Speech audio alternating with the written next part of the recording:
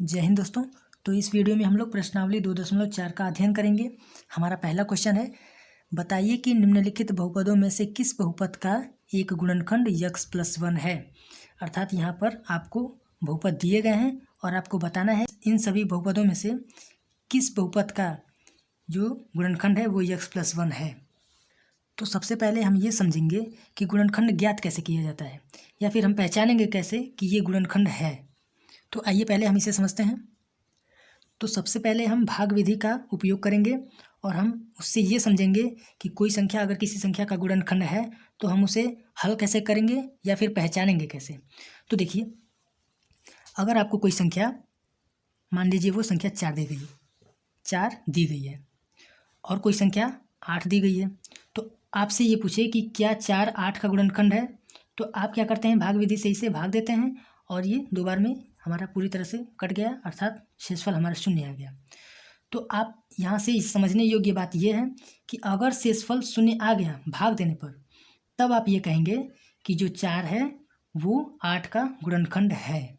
और यहाँ पर अगर शेषफल 0 नहीं आया तो उस स्थिति में बात ये हो गई कि जो हमारा संख्या दिया गया है, अर्थात जो भाजक दिया गया है, वो भाज्य का गुणनखंड नहीं कहलाएगा। तो ये तो आपने भाग विधि से समझ लिया कि अगर कोई संख्या किसी संख्या का गुणनखंड है तो वो किस प्रकार से होगा, जब शेषफल 0 होगा तभी वो उस संख्या का गुणनखंड कहलाएगा। तो भाग विधि से ये रूल आपने समझ लिया। अब इसी को हम शेषफल प्रमेय में कैसे लागू करेंगे, देखिए। तो जैसा कि मैंने पिछली वीडियो में आपको बताया था कि अगर आपको कोई बहुपद px के रूप का दिया गया है और आपसे ये कहे कि ऐसी यानी x+1 की संख्याओं, इस प्रकार से कोई संख्या आपको दी गई है और उससे आपको भाग देने के लिए कहे, यानी x+1 से भाग देने के लिए कहे, तो आप उसमें भाग देंगे और फिर आपका जो शेषफल प्राप्त होगा वो p-1 के रूप का प्राप्त होगा। और जब ये p-1 0 के बराबर हो जाएगा, अर्थात जब ये शेषफल आपका 0 के बराबर हो जाएगा, तब उस स्थिति में आप ये कहेंगे कि x+1 जो है वो आपका इस बहुपद का गुणनखंड है। तो आप लोग यहाँ तक तो समझ गए, लेकिन ये बात आप लोग समझिए कि यहाँ पर जो शेषफल p-1 के रूप का कैसे आया। तो देखिए, इसमें हम क्या करते हैं कि जिससे भाग देना होता है, यानी कि x+1 से हमें भाग देना है, जब हम भाग देंगे तो इससे पहले हम 0 के बराबर मानते हैं शेषफल प्रमेय में लागू करने के लिए, इसे शेषफल प्रमेय से हल करने के लिए इसे। तो इस भाग जिससे हमें भाग देना होता है उसे हम 0 के बराबर लेते हैं।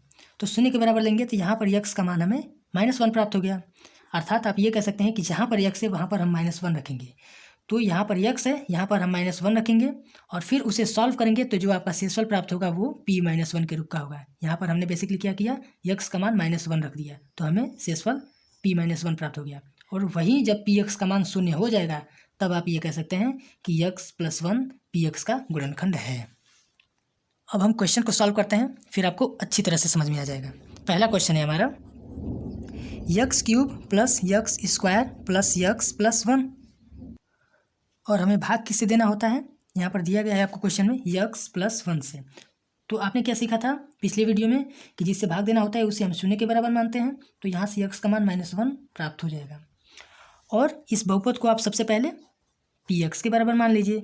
ये आपका बहुपद है x³ + x² + x+1, और यहाँ पर आप x का मान -1 रख दीजिए। तो ये p-1 हो जाएगा, ये -1 का होल क्यूब हो जाएगा, ये -1 का होल स्क्वायर हो जाएगा, ये -1 हो जाएगा, ये +1। इसे सॉल्व करने पे हमें क्या मिलता है कि -1 का होल क्यूब -1 होगा, फिर -1 का होल स्क्वायर +1 हो जाएगा, फिर -1 और +1, और यहाँ पर प्लस है, माइनस प्लस माइनस होगा यानी कि यहाँ पर -1 होगा और ये +1। तो इसे हम सॉल्व करते हैं तो p1 का मान हमें क्या मिलता है, 0 मिलता है। जैसे +1 है, -1 है, ये कटकर 0 हो गया घटकर, और ये +1 है, ये -1 है, ये भी घटकर 0 हो गया, अर्थात p1 का मान आपको 0 प्राप्त हो गया। इसका मतलब ये कि शेषफल आपका 0 प्राप्त हुआ है, जैसे कि मैंने आपको यहाँ पर समझाया था। तो शेषफल 0 आया तो इसका मतलब ये है कि ये जो संख्या दी गई है x+1 वो इस बहुपद का गुणनखंड कहलाएगा, अर्थात x+1 पहले क्वेश्चन अर्थात इस बहुपद का गुणनखंड कहलाएगा। तो आपने बेसिकली पहले क्वेश्चन को बहुत ही अच्छी तरीके से समझ लिया है। अब सेकेंड क्वेश्चन को सॉल्व करते हैं। सेकंड क्वेश्चन है हमारा यक्स की power 4 plus x cube plus x square plus x plus 1, और यहाँ पर वही क्रिया आपको करनी है, यक्स प्लस 1 से भाग देना है और प्राप्त करना है कि गुणनखंड है कि नहीं। तो इससे पहले हम शून्य के बराबर मानते हैं, तो यक्स का मान हमें फिर यहाँ पर -1 प्राप्त हो गया, यानी कि जहाँ जहाँ यक्स है वहाँ पर हमें क्या रखना है, -1। तो इस बहुपद को पहले आप यक्स के बराबर मान लीजिए, यक्स की power 4 plus x cube plus x square plus x plus 1। अब यक्स का मान रख लीजिए, तो p-1 इज इक्वल टू -1 का होल की पावर 4 प्लस -1 का होल क्यूब प्लस -1 का होल स्क्वायर प्लस -1 प्लस 1। इसे सॉल्व करने पे हमें क्या मिलता है, -1 की पावर होल की पावर 4 -1 की पावर 4 का मान हमें 1 प्राप्त होता है, फिर -1 का होल क्यूब, इसका मान -1, फिर प्लस 1 का होल स्क्वायर, -1 का होल स्क्वायर 1, फिर यहाँ पर माइनस प्लस -1 और यहाँ पर +1, p यहाँ पर माइनस होगा, p1 का मान हमें क्या मिला, -1 और +1 0, -1 + 1 0, यहाँ पर आपको एक शेष प्राप्त हो गया। तो आप देखिए कि शेषफल आपको क्या आना चाहिए, 0 आना चाहिए, तभी ये गुणनफल कहलाएगा इसका। अगर 0 नहीं आया, कोई संख्या प्राप्त हो गया, तो ये गुणनखंड नहीं कहलाएगा। इस स्थिति में आप ये कहेंगे कि x + 1 इस बहुपद का गुणनखंड नहीं कहलाएगा, ठीक है, अर्थात ये गुणनखंड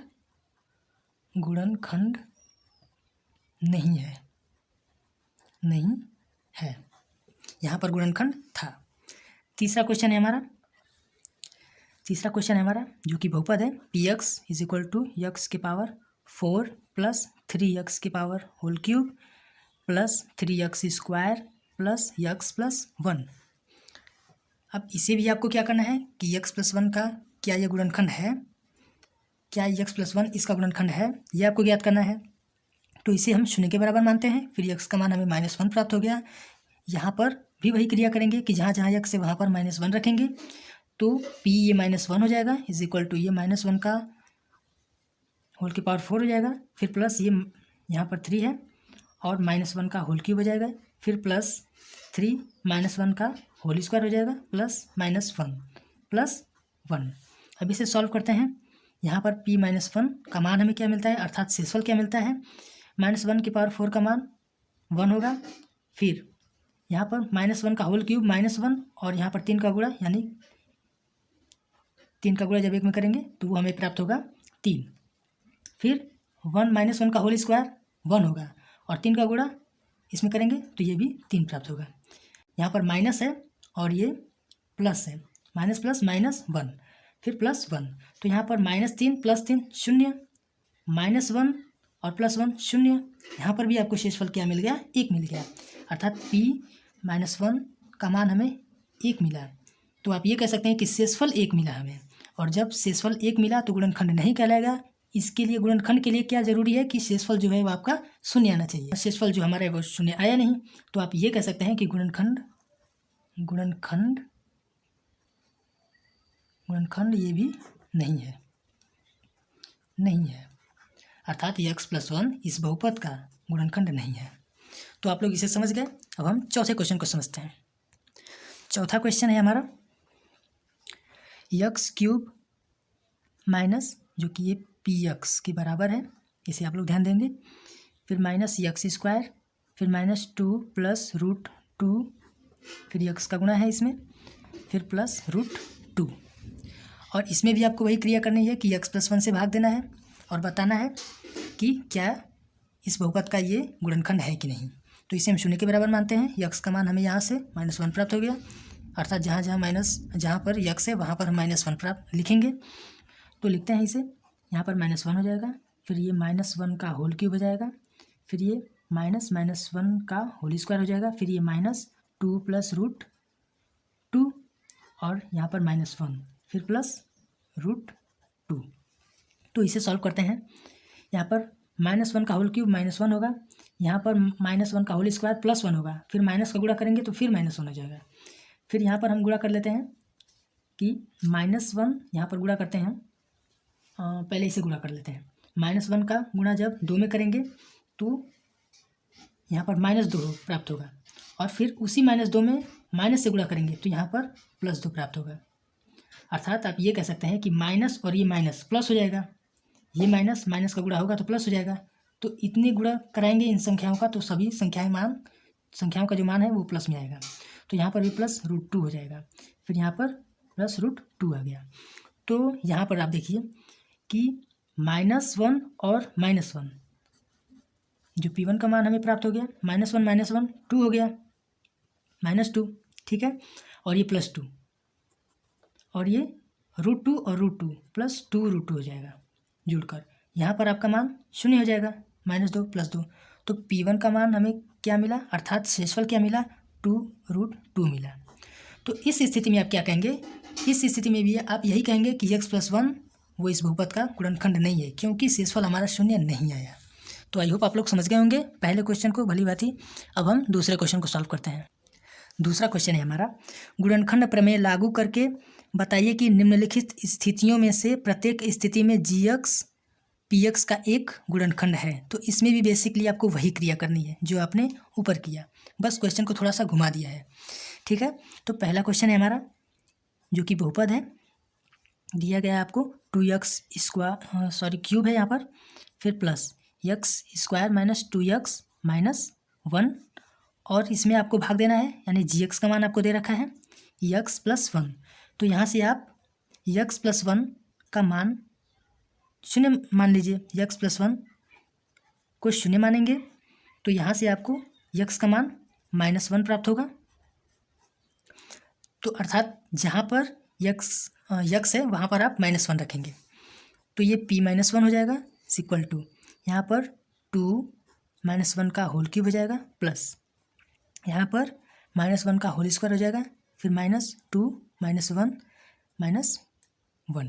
इसे सॉल्व करते हैं तो ये -1 का होल क्यूब -1 ही होगा और 2 में गुणा करेंगे तो ये -2 हो जाएगा, फिर प्लस -1 का होल स्क्वायर +1 ये हो जाएगा, फिर ये माइनस प्लस हो जाएगा और 2 का गुणा 1 में करेंगे तो 2 हो जाएगा, यानी +2 और यहाँ पर -1 दिया ही है।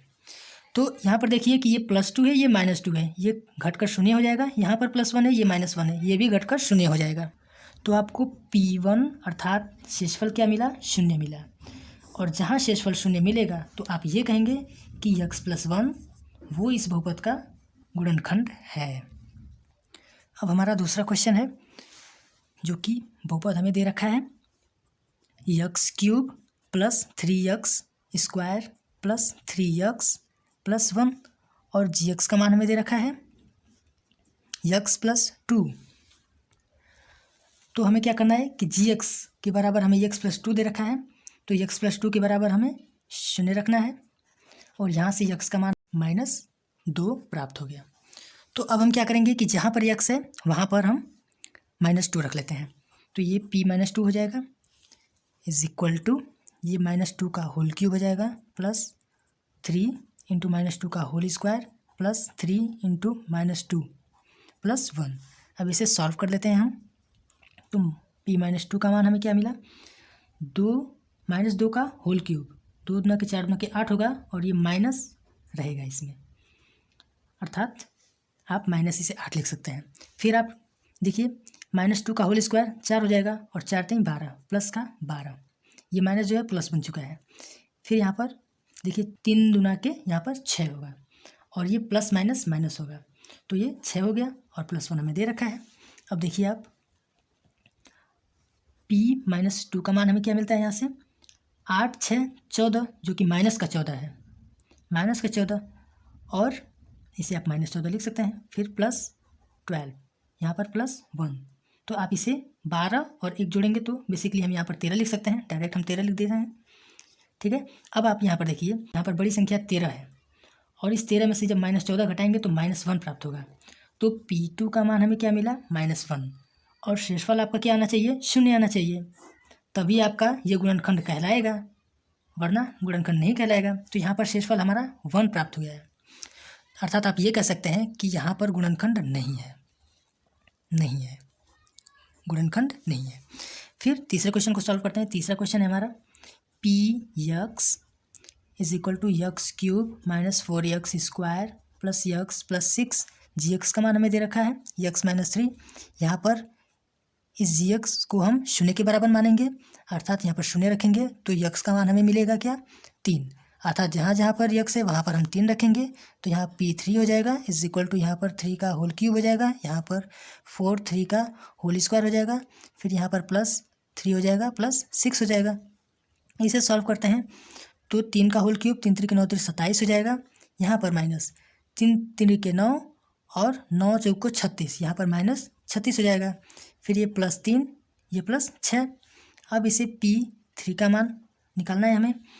तो देखिए यहाँ पर 27 और 3 30 हो जाएगा जुड़कर, और 30 और 6 36 हो जाएगा, तो यहाँ पर 36 प्राप्त हो गया, वो भी प्लस का, यहाँ पर माइनस का 36 दे रखा है।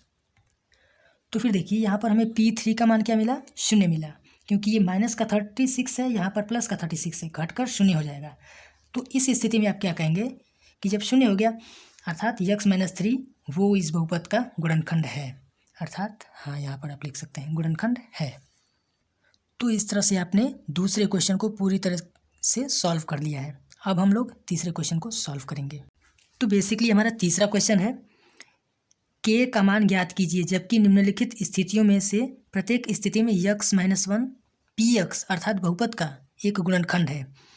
तो आपको यहाँ पर ये नहीं बताना है कि गुणनखंड है कि नहीं, यहाँ पर आपको क्वेश्चन में पहले से ही बता दिया है कि गुणनखंड हर हाल में है।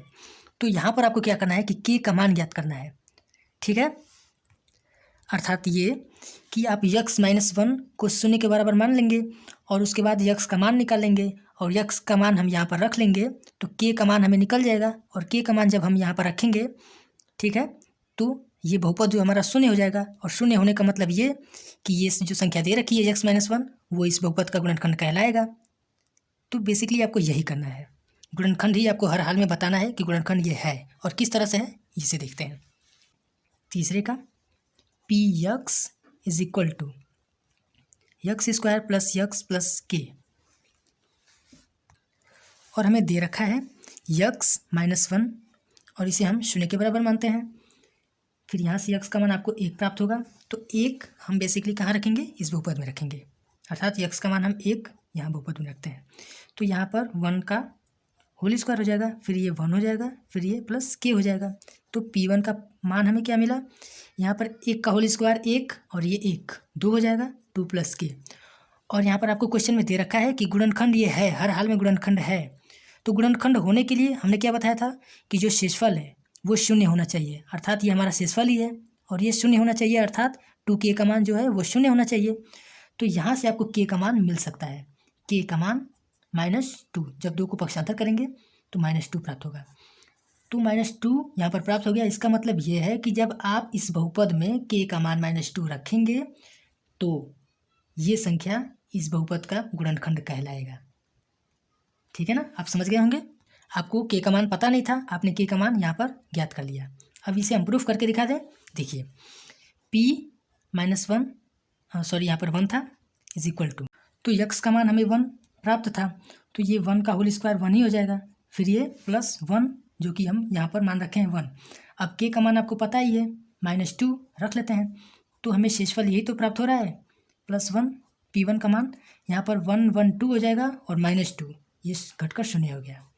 तो इस तरह से आपने प्रूफ कर दिया कि जो शेषफल है, इस तरह से k का मान -2 रखने पर हमें शेषफल शून्य प्राप्त हो जाएगा, और जहाँ शेषफल शून्य प्राप्त हुआ ये संख्या इस बहुपद का गुणनखंड कहलाएगा। तो अब हम दूसरे क्वेश्चन को सॉल्व करते हैं। दूसरा क्वेश्चन है हमारा जो कि बहुपद दिया गया है is equal to 2x square plus kx plus √2। तो आपको यहाँ पर वही क्रिया करनी है, x माइनस 1 दे रखा है, इसे शून्य के बराबर मानेंगे और x बराबर हमें 1 प्राप्त हो गया। तो px अर्थात बहुपद में हम x की जगह 1 रखेंगे, तो ये p1 हो जाएगा, यहाँ पर 2 1 का whole square plus k 1 plus √2। इसे सॉल्व करते हैं तो P1 इज इक्वल टू 1 का होल स्क्वायर 1 और गुणा करेंगे 2 से तो 2 ही होगा, प्लस यहाँ पर k का 1 में गुणा करेंगे तो k ही होगा, फिर प्लस √2। ओके, तो यहाँ पर P1 का हमें मान क्या प्राप्त हो गया, तो यहाँ पर देखिए, यहाँ पर आपको जैसा कि मैंने पहले बताया था कि आपको यहाँ पर दे रखा है कि गुणनखंड हर हाल में है, तो गुणनखंड होने के लिए जो शेषफल है यानी कि जो P1 का मान है वह शून्य होना चाहिए, अर्थात शेषफल हमारा यही तो है और इसे शून्य के बराबर होना चाहिए। तो 2 + k + √2 ये हमारा शून्य के बराबर होना चाहिए। तो शून्य के बराबर जब हो गया तो k का मान हम यहाँ से ज्ञात कर सकते हैं। ये √2 उधर जाएगा तो -√2 हो जाएगा, ये 2 भी जाएगा तो ये भी -√2 हो जाएगा, 2 हो जाएगा। अर्थात हम यहाँ से क्या कर सकते हैं कि -√2 हो जाएगा ये, और ये क्या हो जाएगा -2 हो जाएगा। इन दोनों को हमने पक्षांतर किया तो यहाँ से आप क्या कर सकते हैं कि माइनस कॉमन ले लीजिए और क्या लिख सकते हैं √2 + 2। अर्थात आप k का मान जब -√2 + 2 रखेंगे तो इस बहुपद का मान शून्य आएगा, और जहाँ पर शून्य होगा ये संख्या इस बहुपद का गुणनखंड कहलाने लगेगा। तो इस तरह से आपने दूसरे क्वेश्चन को भी सॉल्व कर लिया है। अब हम तीसरे क्वेश्चन को सॉल्व करते हैं। तीसरा क्वेश्चन अर्थात बहुपद दे रखा है हमें px = kx² -√2 × x + 1, और हमें x - 1 गुणनखंड सिद्ध करना है। तो देखिए हम इसे शून्य के बराबर मानेंगे तो x का मान हमें 1 प्राप्त होगा, अर्थात बहुपद में हम x की जगह 1 रखेंगे तो P1 हो जाएगा = यहाँ पर k1² हो जाएगा, यहाँ पर √2 × 1 हो जाएगा +1। इसे सॉल्व करते हैं तो हमें 1² 1 और k में गुणा करेंगे तो ये k ही हो जाएगा। फिर ये माइनस, यहाँ पर √2 का 1 में गुणा करेंगे तो √2 ही होगा और ये -√2 हो जाएगा। फिर ये +1। तो जैसा कि आप लोग सीखे हैं कि गुणनखंड होने के लिए शेषफल का शून्य होना अनिवार्य है, शेषफल का शून्य होना चाहिए। तो शेषफल हमारा यही है और इस शेषफल का शून्य होना चाहिए, अर्थात शून्य के बराबर है ये शेषफल। तो यहाँ से k का मान आपको प्राप्त हो गया, k = -2 को उधर पक्षांतर करेंगे तो +2 हो जाएगा, और 1 को पक्षांतर करेंगे तो ये -1 हो जाएगा। अर्थात आपको आंसर क्या मिला, k का मान √2 - 1। यहाँ से आपको मान प्राप्त हो गया k का। अर्थात आप ये कह सकते हैं कि k की जगह जब हम √2 - 1 रखेंगे तभी ये शेषफल जो हमारा आएगा वो शून्य आएगा, और शून्य आएगा इसका मतलब ये कि x + 1 इस गुणनखंड का मतलब इस बहुपद का गुणनखंड है। तो इस तरह से आपने तीसरे क्वेश्चन को भी सॉल्व कर लिया है। हम चौथे क्वेश्चन को सॉल्व करते हैं। चौथा क्वेश्चन है हमारा जो कि यहाँ पर है px = kx² -3x + k। यहाँ पर भी हमें सिद्ध करना है कि x - 1 जो है वो इस बहुपद का गुणनखंड है, अर्थात k का मान हमें ज्ञात करना है। तो यहाँ पर हम इसको शून्य मानेंगे और यहाँ से x का मान हमें 1 प्राप्त हो गया। इस बहुपद में हम x की जगह 1 रखेंगे, इसका मतलब यही तो है। तो x का मान हम 1 रख लेते हैं तो k1² ये हो जाएगा -3 ये 1 हो जाएगा प्लस का k। तो यहाँ से आपको क्या प्राप्त हो गया, 1² 1 ही होगा और 1 का गुणा k में करेंगे तो 1 होगा, ठीक। फिर यहाँ पर 3 का गुणा 1 में करेंगे तो ये 3 ही होगा -3, फिर यहाँ पर प्लस का k। तो आप देख रहे हैं कि यहाँ पर 2k - 3 प्राप्त हो रहा है, और आपको शेषफल क्या प्राप्त होना चाहिए, शून्य प्राप्त होना चाहिए। अर्थात ये पूरा का पूरा शेषफल जो है वो शून्य के बराबर है। तो यहाँ से आपको k का मान प्राप्त हो गया। 2k = क्या करेंगे, 3 को पक्षांतर करेंगे तो ये प्लस में हो जाएगा। फिर k = 2 को पक्षांतर करेंगे तो ये भाग में आ जाएगा, अर्थात k का मान 3/2 प्राप्त हो गया। तो आप ये कह सकते हैं कि जब k का मान आप 3/2 रखेंगे यहाँ पर और यहाँ पर, तभी आपका जो शेषफल है वो शून्य प्राप्त होगा, और जहाँ पर शून्य प्राप्त हो गया शेषफल तभी आप ये कहेंगे कि x - 1 ये जो संख्या दे रखी है वो इस बहुपद का गुणनखंड है। ओके, तो इस तरह से आपने तीसरे क्वेश्चन को पूरी तरीके से सॉल्व कर लिया है। उम्मीद है आपको ये सभी क्वेश्चन अच्छी तरह से समझ में आए होंगे।